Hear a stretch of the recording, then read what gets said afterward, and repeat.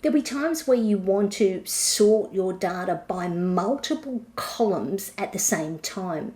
Whilst you can do this with the filters, you need to filter by one and then the other. However, with Excel, you also have an option called custom sort. And with custom sort, what we can do is choose to filter your list by multiple columns at the same time. So for example, I can click here and I can go sort by state with the cell values A to Z.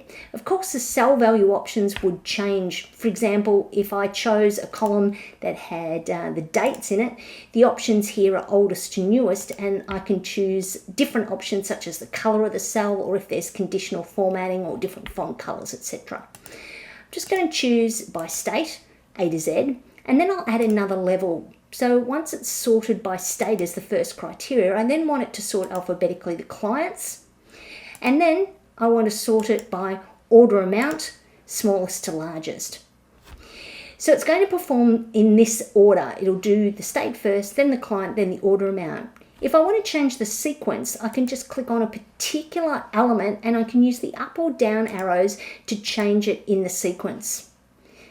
If I click OK, my data is now sorted so that it's in state order, alphabetical order by client, and order amount. So that's a custom sort in Excel.